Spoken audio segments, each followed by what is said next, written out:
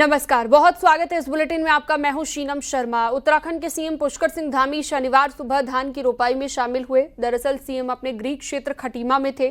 बरसात के चलते आजकल खेतों में धान की रोपाई चल रही है। सीएम धामी ने सुबह जब खेतों में रोपाई होती देखी तो वो भी उतर गए। इस दौरान हुड़के की थाप भी चलती रही। रोपाई के बाद सीएम ने खेतों में काम कर रहे किसानों के साथ बातचीत की। सीएम धामी ने कहा कि उनको बचपन के दिन याद आ गए जब वो अपनी मां के साथ इसी तरह खेतों में रोपाई में हाथ बंटाते थे।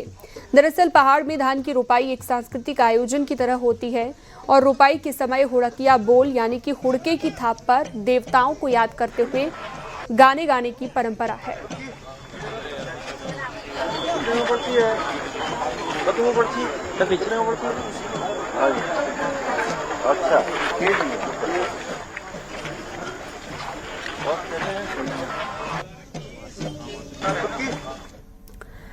शनिवार की इन्हीं तस्वीरों पर बीजेपी और कांग्रेस आमने सामने आ गए। सुबह मुख्यमंत्री पुष्कर सिंह धामी अपने गृह क्षेत्र में धान की रोपाई के दौरान किसानों के साथ खेत में उतरे। इसके फोटो वीडियो खूब वायरल हुए और कांग्रेस को नागवार ये गुजरा। एक रिपोर्ट आपको दिखाते हैं।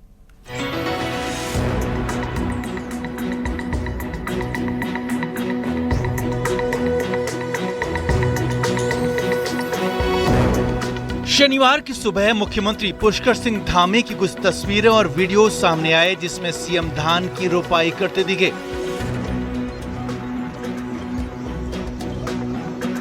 दरअसल आजकल खेतों में धान की रोपाई होती है। इस दौरान उत्तराखंड के पहाड़ी इलाकों में हुड़किया बोल यानी परंपरागत हुड़का वाद्य यंत्र की थाप पर महिलाएं और पुरुष धान की रोपाई करते हैं।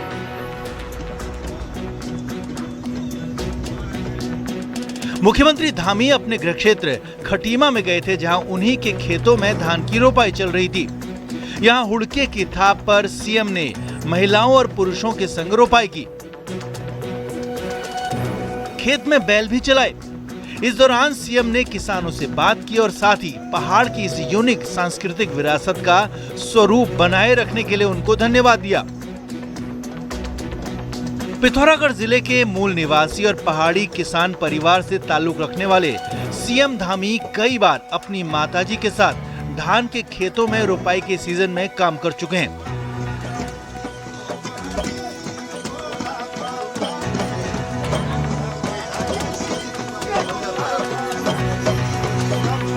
मैं बचपन से खेती करता रहा हूँ।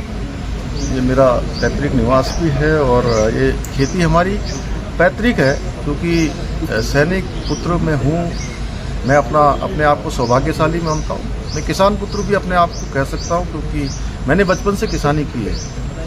चाहे रुपाई लगानी हो, मेड़ बांधनी हो, ट्रैक्टर चलाना हो या हल चलाना हो, मैंने हमेशा ये काम बचपन से किया है। ये मेरे खून में है और मैं कहना चाहूँगा अपने मित्रों से, हो सकता है कि वो कई बार इस बात को अन्यथा न ले, उनको मैं सबको बताऊंगा कि जिसमें मेरा भी पसीना आज निकला है और बरसों से मेरे पिताजी, मेरी माताजी, मेरे दादाजी पसीना निकालते रहे हैं, वो सब आएंगे तो इस चावल की बने हुए जो चावल हैं इस खेत के, वो बहुत मीठे होंगे, बहुत स्वादिष्ट होंगे। मैं उन सबको आमंत्रित करूंगा।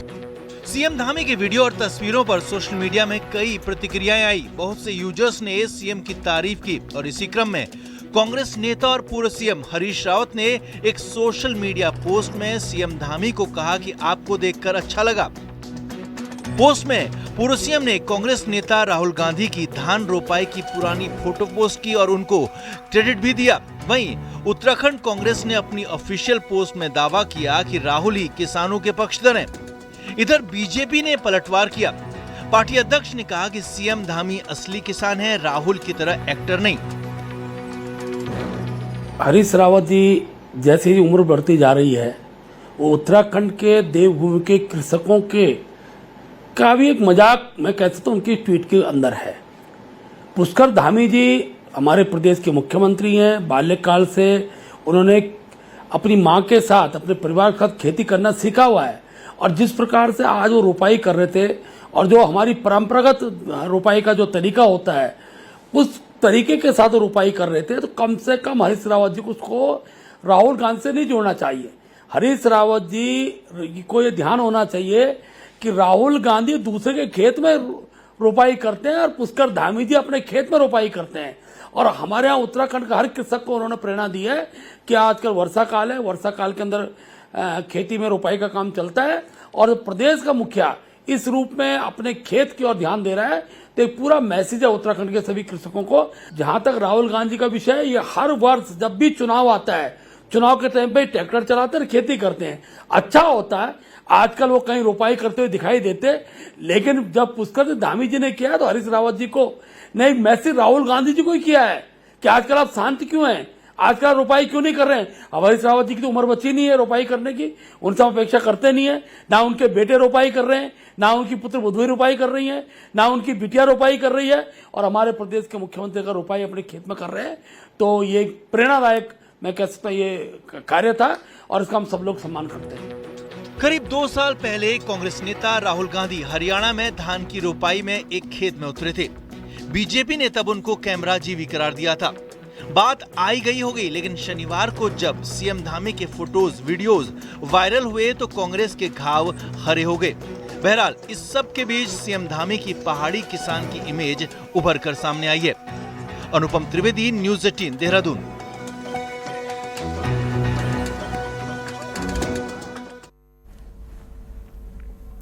कैलाश मानसरोवर यात्रियों का पहला दल पिथौरागढ़ से बेस कैंप धारचूला पहुंच गया है। इससे पहले पिथौरागढ़ पहुंचने पर दल के सभी सदस्यों का जोरदार स्वागत किया गया।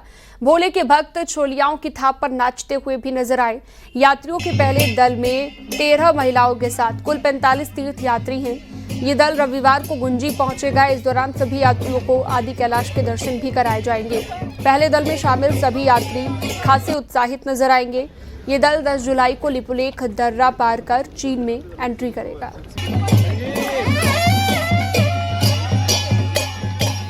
बाकी तो भोले बाबा की कृपा होगी तो हम इस यात्रा को पूरी करेंगे और मन में एक उत्साह है, कोई डर नहीं है। एक उत्साह है कि हम उस भोले बाबा के दर्शन कर पाएंगे, कैलाश पर्वत की हम यात्रा कर पाएंगे, इसका बहुत उत्साह है हमारे अंदर।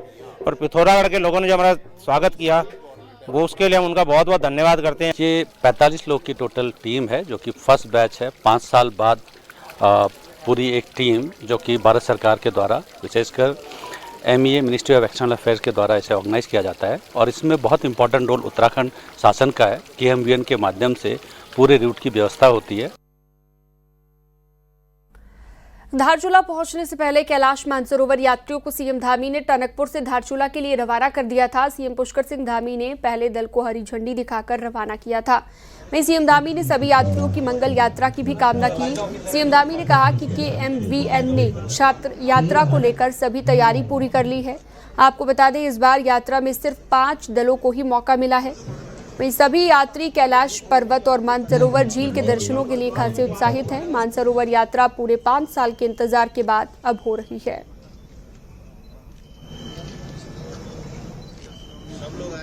हर हर हर हर हर हर। हरिद्वार के बंगलौर इलाके में शनिवार की शाम को कांवड़ियों ने जबरदस्त हंगामा कर दिया। यहां पर हरिद्वार से जल लेकर जा रहे कांवड़ियों ने उत्पात मचाया। कांवड़ियों का यह आरोप है कि एक कार ने टक्कर मारकर कांवड़ खंडित कर दी, जिसके बाद नाराज कांवड़ियों ने बीच सड़क पर जमकर हंगामा किया और कार सवार परिवार के साथ मारपीट की। वहीं कार में सवार अन्य समुदाय के लोग बताए जा रहे हैं। सूचना मिलते ही मौके पर पुलिस पहुंची और मामले को शांत कराया गया। मारपीट का वीडियो सोशल मीडिया पर तेजी से वायरल है, जिसमें कांवड़िये जमकर तोड़फोड़ करते नजर आ रहे हैं। पुलिस ने बताया कि मामले की जांच पड़ताल की जा रही है। उसके हुड़दंग मचाने वालों पर कार्रवाई की जाएगी। जल्द ही आरोपियों के खिलाफ मुकदमा भी दर्ज कराया जाएगा।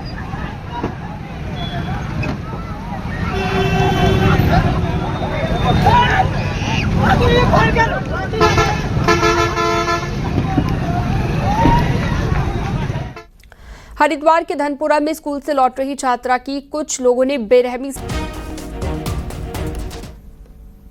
खटीमा से लगे यूपी के पीलीभीत को जाने वाले रास्ते पर एक विशाल रॉयल बंगाल टाइगर दिखाई दिया। रास्ते पर बनी पुलिया पर बैठे बाघ को सड़क से गुजरने वाले लोगों ने गाड़ियों के अंदर से बाघ का वीडियो बनाया। वीडियो में बाघ शांत बैठा हुआ दिख रहा है। ये वायरल वीडियो कब का है, न्यूज़ 18 इसको लेकर कोई दावा नहीं करता।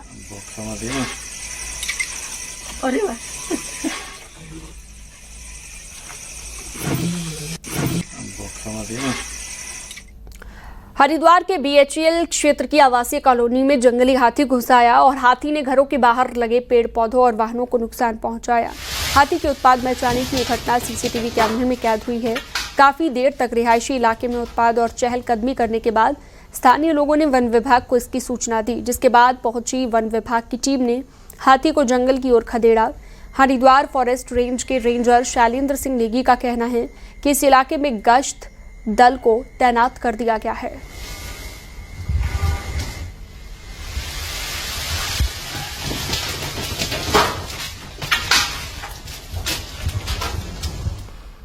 हल्द्वानी का इंटरनेशनल स्टेडियम इस बार गौला नदी में आने वाले बरसात के पानी से बचेगा या नहीं, इस पर संशय बरकरार है, क्योंकि जो दीवार इसकी सुरक्षा के लिए बनाई जा रही है उसके काम में वो तेजी नहीं आई है जो होनी चाहिए। और इस बात का खुलासा तब हुआ जब जिले के आला अधिकारी इस सुरक्षा दीवार का निरीक्षण करने पहुंचे।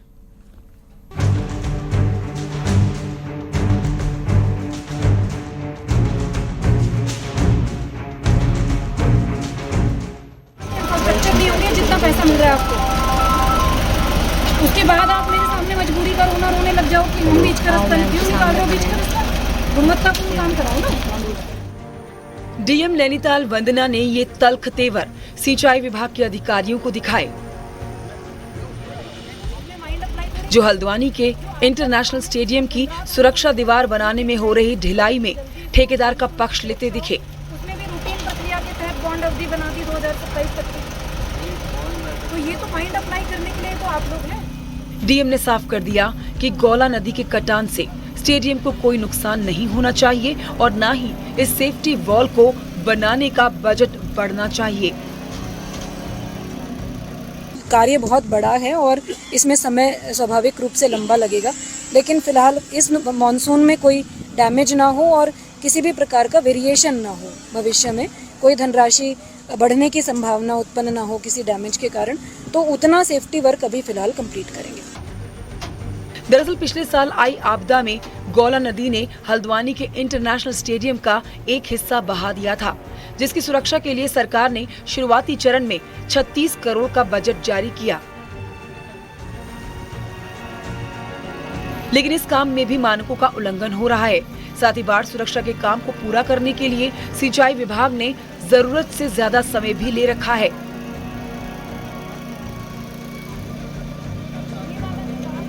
जिससे इस दीवार को बनते बनते 3 बरसातों का सामना करना पड़ेगा। ऐसे में उस दीवार की ये बुनियाद बच भी पाएगी या नहीं, ये बड़ा सवाल है। हल्द्वानी से न्यूज़ 18 के लिए शैलेंद्र नेगी की रिपोर्ट।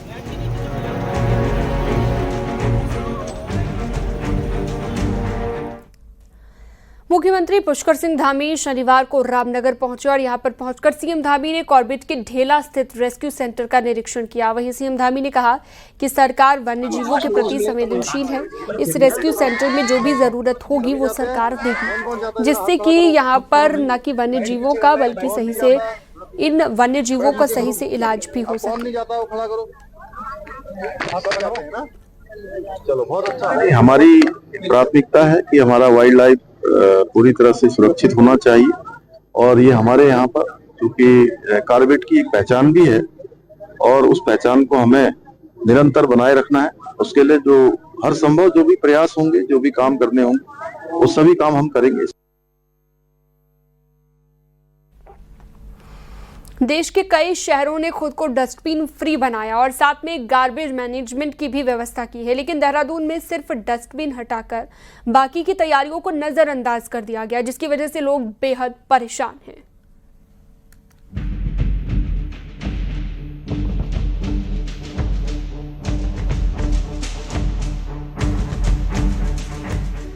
देश में गार्बेज फ्री शहरों की लिस्ट लंबी होती जा रही है।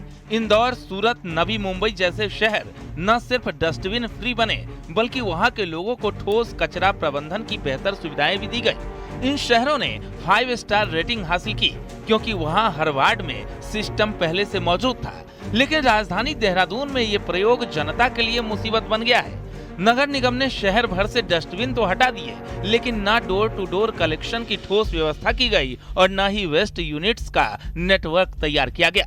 परिकल्पना को साकार करने के लिए और सफल बनाने के लिए एक वृहद स्तर पर देहरादून शहर में वेस्ट मैनेजमेंट सिस्टम की, जिसका एक कंपोनेंट ये डस्टबिन फ्री सिटी को लेकर के हो, उसको बनाने की आवश्यकता है। तो जब ये सारे के सारे कंपोनेंट्स अपने यथावत स्थान पर अपना काम करेंगे, तभी जाकर के डस्टबिन फ्री सिटी की जो एक अच्छी परिकल्पना है वो साकार और सफल हो पाएगी। राजधानी की कई जगहों पर कूड़े के ढेर लगे हैं, जिससे उठती गंदगी लोगों के लिए भारी मुसीबत बन गई है और संक्रमण का खतरा लगातार बढ़ रहा है। आगे है कि जो हम गाड़ियां ट्रैक्टर ट्रॉली वगैरह बढ़ा रहे हैं, इसके अलावा ग्रीन जो गार्बेज है इसके लिए अलग से व्यवस्था कर रहे हैं, छोटी गाड़ियों की व्यवस्था अलग कर रहे हैं, रिक्शों की व्यवस्था अलग कर रहे हैं। गार्बेज फ्री बनने की चाह में राजधानी देहरादून की गलियों में गंदगी फैल रही है। अब देखना ये होगा कि क्या नगर निगम इस गंदगी से शहर को कब तक निकाल पाता है। सवाल ये भी है कि जब सिस्टम तैयार नहीं था तो डस्टबिन हटाने की इतनी जल्दबाजी क्यों। देहरादून से न्यूज़ 18 के लिए सत्येंद्र बरतवाल की रिपोर्ट। देहरादून से खबर है, जहां पर प्रशासन ने गलत दस्तावेजों के आधार पर राशन कार्ड और आयुष्मान कार्ड बनाने वालों पर एक्शन लिया है। देहरादून में 3000 से ज्यादा राशन कार्ड और तकरीबन 9000 से ज्यादा आयुष्मान कार्ड को कैंसिल किया गया है। ये सभी वो कार्ड थे जो गलत डॉक्यूमेंट के आधार पर बनाए गए थे। डीएम सविन बंसल के निर्देश के बाद राशन और आयुष्मान कार्ड गलत तरीके से बनाने वालों पर एक्शन लिया गया है। साथ ही सभी लोगों के खिलाफ मुकदमा दर्ज करने के भी निर्देश दिए गए। दरअसल वेरिफिकेशन ड्राइव के दौरान जांच में सामने आया है कि राशन कार्ड बनवाने के लिए लोगों ने फर्जी पेपर दिए हैं, जिसके बाद ये एक्शन लिया गया।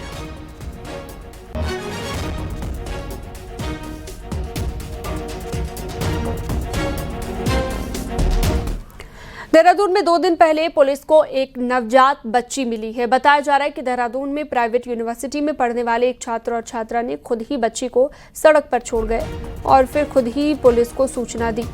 पुलिस ने तत्काल जांच शुरू कर दी है। सीसीटीवी खंगाले गए और कपल को पकड़ा गया। पुलिस का कहना है कि दोनों युवक युवती अलग अलग कॉलेज में पढ़ते हैं। अब पुलिस मामले की जांच पड़ताल में जुटी है कि क्या दोनों कपल शादीशुदा हैं या नहीं। जांच मिली है, युवक और युवती यहाँ पर स्टडी करते हैं अलग अलग संस्थानों में। साथ ही साथ वो एक दूसरे को पूर्व परिचित भी हैं और कहीं ना कहीं उनके द्वारा बताया गया कि उन्होंने कहीं शादी भी की है, जिसकी पुष्टि के लिए उनके परिवारजनों को भी बुलाया गया। तो मुझे लगता है प्राथमिक रूप से कहीं ना कहीं ये प्रेम प्रसंग के मामला है। इसमें बाल कल्याण समिति के द्वारा उनके पेरेंट्स को भी अभी बुलाया गया है, तो उनसे पूरी जानकारी ली जाएगी। अभी तो उनको जो है इसके पेरेंट्स दोनों, उनको भी बुलाया गया है, तो इससे पूरी जानकारी एकत्र हो जाएगी कि वो शादीशुदा है या नहीं है। उत्तराखंड पुलिस के रिटायर्ड आईजी विमला गुंजियाल का ग्राम प्रधान बनना तय है। विमला ने पिथौरागढ़ के गुंजी गांव के प्रधान के लिए नामांकन पत्र दाखिल किया है। इस पद पर सिर्फ एक ही नामांकन हुआ है। ग्रामीणों की अपील पर रिटायर्ड आईजी गुंजी की ग्राम प्रधान बनने को तैयार हुई हैं। विमला गुंजियाल ने पुलिस में करीब 35 साल की सर्विस दी है। इसी साल विमला आईजी विजिलेंस के पद से रिटायर हुई हैं। गुंजी चीन और नेपाल सीमा पर बसा हुआ गांव है। होने की दशा में ही इस पद को स्वीकार करूंगी और तो मैं निर्विरोध होने की दशा में ही इस पद को स्वीकार करूंगी और ये हमारे गांव का, हमारे इष्ट देवताओं का, हमारे बड़े बुजुर्गों का और ख़ासकर मेरे संगी साथियों का ये विशेष धन्यवाद अर्पित करना चाहूँगी। पिथौरागढ़ जिला पंचायत सदस्य के लिए दीपिका चुफाल ने भी नामांकन करा दिया है। दीपिका डीडीहाट के विधायक बिशन सिंह चुफाल की बेटी हैं। बीजेपी ने दीपिका को भड़कटिया जिला पंचायत सीट पर समर्थित उम्मीदवार बनाया है। दीपिका के मैदान में उतरने से पिथौरागढ़ जिला पंचायत अध्यक्ष के समीकरण भी काफी हद तक बदल सकते हैं। बिशन सिंह चुफाल ने बीते पंचायत चुनाव में दीपिका की राजनीतिक पारी का आगाज किया था, लेकिन उस बार उन्हें हार मिली थी। अपनी भड़कटिया सीट के जनता और कार्यकर्ताओं का भी धन्यवाद करना चाहूँगी कि मैं उनके यहाँ से इस बार जिला पंचायत सदस्य की उम्मीदवार हूँ। मेरी मेन प्राथमिकता विकास ही रहेगी, जितना हो सके अपने क्षेत्र में कार्य करूँगी। अल्मोड़ा जिले में पंचायत चुनाव में जीत हासिल करने के लिए बीजेपी और कांग्रेस पूरी ताकत लगा रही है। खास तौर पर जिला पंचायत अध्यक्ष और ब्लॉक प्रमुखों पर बीजेपी और कांग्रेस की नजर है। कांग्रेस के दिग्गज नेता गोविंद सिंह कुंजवाल अपनी बहू को जिला पंचायत अध्यक्ष पद बनाने के लिए जोर लगा रहे हैं। वहीं बीजेपी के जिला अध्यक्ष महेश नयाल भी दावेदार माने जा रहे हैं।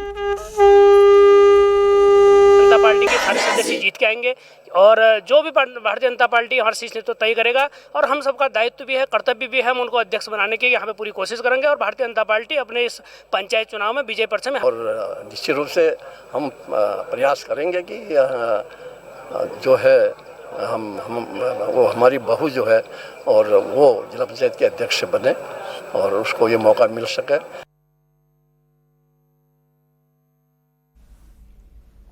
उत्तराखंड में इन दिनों पंचायत चुनाव के लिए नामांकन जोरों पर है। इसी नामांकन के दौरान एक से बढ़कर एक क्वालिफाइड लोग सामने आ रहे हैं जो कि ग्राम प्रधान से लेकर बीडीसी मेंबर और जिला पंचायत सदस्य तक बनना चाहते हैं।